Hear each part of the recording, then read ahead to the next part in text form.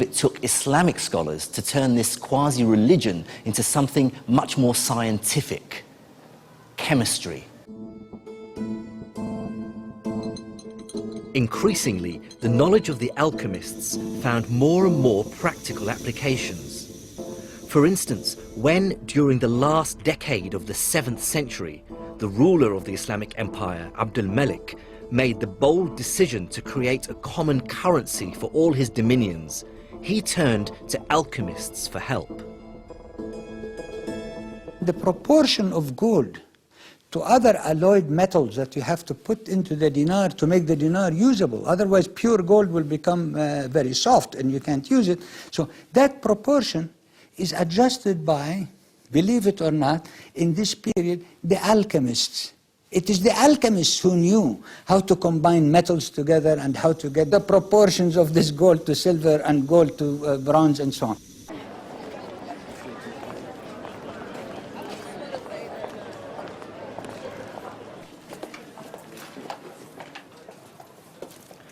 السلام عليكم. أهلا وسهلا. كيف الحال? I hunted down tangible evidence of the skill of medieval Islamic alchemists in the old market in the Syrian capital, Damascus. This is an Islamic dinar. The date of this is 128 after Hijri. So the middle of the 8th century, almost 740s. This 1300-year-old coin, made of an alloy of different metals, isn't just durable. It's also malleable enough to be inscribed with intricate Arabic writing. No God instead of Allah. Coin making is one of the many examples of how the practical needs of a booming economy began to turn the magical practice of alchemy into modern chemistry. What's striking about chemistry in the medieval Islamic world is the sheer quantity of manuscripts that deal with the subject. There are literally thousands that survive, dealing with subjects as varied as metallurgy, glass making, tile making, dyeing, perfumery, weaponry. There's even a description on how to distill alcohol. All this activity clearly points to a bustling economy, with consumers, soldiers, engineers, architects, all demanding innovation and all demanding new technology. A great example of applied chemistry in the medieval Islamic world was the manufacture of soap. This stuff, solid soap that you can really clean yourself with, was virtually unknown in Northern Europe until the 13th century, when it started being imported from Islamic Spain and North Africa. By that time, the manufacture of soap in the Islamic world had become virtually industrialized. The town of Fez boasted some 27 different soap makers. And cities like Nablus, Damascus, and of course Aleppo became world-renowned for the quality of their soaps. A 12th century document has the world's first detailed description of how to make soap. It mentions a key ingredient, and it's a substance that became crucial to modern chemistry, an alkali. Now, alkaline substances are crucial to soap making. But what's interesting is that our word alkali derives from the Arabic al-qali, which means ashes. That's because back then, alkalis were manufactured from the ashes of the roots of certain plants like saltwort. Islamic chemists' new understanding of alkalis and other new chemicals gave another industry a lift too: glass making.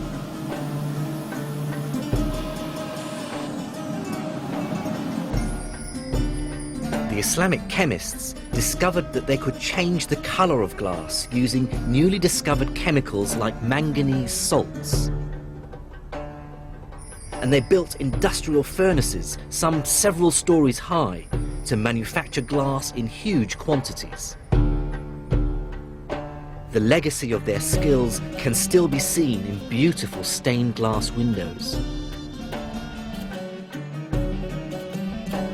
Islamic chemists also developed many other colors, pigments and dyes using their new alkalis and metals like lead and tin. These helped architects to decorate mosques like this one in the Iranian city of Isfahan in a glorious range of colours and designs.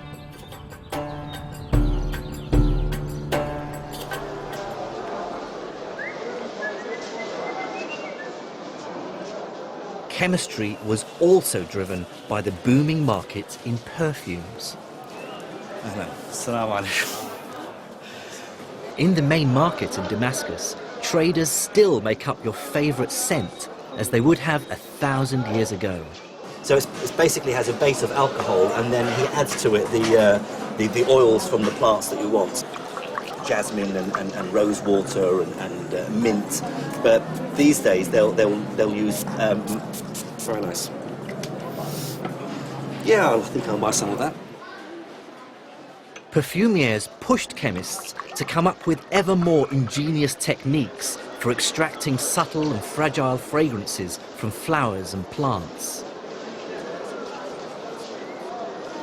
They responded by refining and really establishing a technique that all chemists would instantly recognize today: distillation. Many of the techniques originate with Islamic scholars or even earlier. Dr. Andrea Sella, a chemist from University College London, shows me how distillation was used. Distillations would have been done in devices sort of related to these. This is what's now called a retort, and we don't really use them anymore, but retort comes from the word to bend. In other words, a flask which has been bent over, and that's crucial. Well, many of the techniques... The shape means that a gas produced in the flask is forced to condense in the spout, and it's the main way of extracting scents from flowers and plants. Now, the idea here is that you heat at this end and you collect at the other. And so we should actually take a look and see if we can do a quick distillation with rose petals. First, we need to just put in a little bit of water. The water and steam will essentially control the temperature. What we don't want is for this to get too hot. The trick with this kind of distillation is to use heat to release the scent molecules, but at the same time making sure that these delicate substances aren't destroyed in the process. You actually use the steam to control the temperature, and the steam will carry those smells over. You can see the liquid coming up, condensing in the long tube. And there is already liquid coming over. Through, yeah. And that should be carrying with it some of the sort of rose water smell. Yes, you can really smell it. This picture shows a 14th century perfume distillery. Middle Eastern perfumes were known to have been sold as far away as India and China. The Islamic chemists also played a pivotal role in another more gruesome industry: weaponry. Historical records during the Crusades talk in terrified tones of how the Muslims would attack the Christians with burning missiles and grenades, striking fear into the hearts of the defenders. Many of these use a substance known as Greek fire. Islamic chemists improved on Greek fire by using and refining a naturally occurring resource: petroleum. They developed the idea of distilling petroleum, or naft, to create a lighter, extremely flammable oil, which they mixed with other volatile chemicals to make them burn furiously. And the result was clearly terrifying. What all these medieval Islamic texts on chemistry have in common is their great attention to detail, which is clearly based on careful experimentation. In fact, the whole idea of a laboratory where chemical and industrial processes can be tried out really takes hold at this time. The ingenuity of medieval Islamic chemists is impressive. But I wanted to know something deeper.